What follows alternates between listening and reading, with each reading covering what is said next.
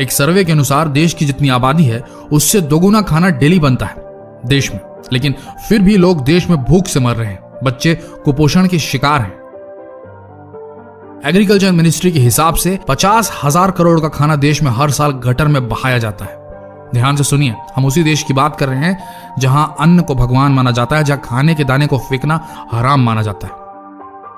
एक ऑर्गेनाइजेशन जिसका नाम भूख है, उसके सर्वे के मुताबिक 20 करोड़ भारतीय रोजाना बिना भोजन के सोते हैं।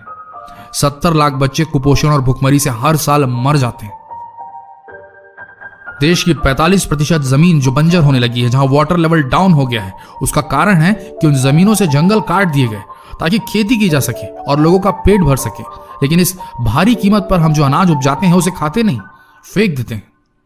सोचिए कितना नुकसान हो रहा है आपके खाने को वेस्ट करने की आदत से।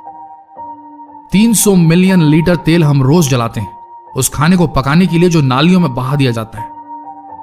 अगर इंसान है तो प्लीज राशन का सामान उतना ही खरीदें जितनी जरूरत हो। ऑफर्स के चक्कर में ज्यादा कभी न लें, क्योंकि वो कूड़ेदान में ही जाएगा। 20% सामान हम भारतीय जो खाने के लिए खरीदते हैं वो फेंक देते हैं। स्टैटिस्टिक्स को ध्यान में रखें, दिमाग में रखें। बाजार से सब्जियां लेकर आते वक्त ध्यान दें कि घर में कितनी इस्तेमाल होगी और कितनी वेस्ट होगी। हरी साग भाजियों को पहले बनाकर खत्म करें, अन्यथा फेंकने में जाएगी। दिन का खाना बच गया है तो उसे रात में ही फ्रिज से निकालकर इस्तेमाल कर लें। दूसरे दिन का प्लान करेंगे तो खराब हो सकता है। रात में बचे तो उससे ब्रेकफास्ट कर लें। अगर ऑफिस में काम करते हैं या किसी भी जॉब में है जहां कैंटीन की सुविधाएं उपलब्ध हैं, या कोई होटल आपके पहचान का है जहां खाना रात में बच जाता है, तो मैनेज कीजिए उनके साथ मिलकर। कांटेक्ट कीजिए अपने आसपास के एनजीओस को, वो हेल्प करेंगे ये खाना जरूरतमंदों तक पहुंचाने के लिए। शादी पार्टियों में भी ये चीज की जा सकती है। और इन सबसे बड़ी बात, आप सभी युवाओं से, देश के यूथ से विनती है कि जब कभी बाहर आउटिंग के वक्त या घूमते फिरते कुछ खाने का मन करे तो प्लीज घर में फोन जरूर लगाइए। माँ को जरूर बोलें कि आज मेरे लिए मत बनाना माँ, नहीं तो देश की मेहनत भी उस खाने के साथ नाली में जाएगी और आपकी माँ की ममता भी वहीं बह जाएगी। जहां से हूं वहां की बात करता हूं, भारत का रहने वाला हूं, भारत की कहानी कहूंगा।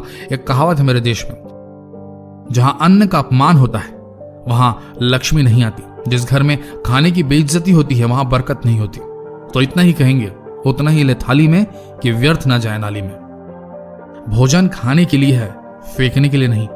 जहां की चीज है ना वहीं रखनी चाहिए।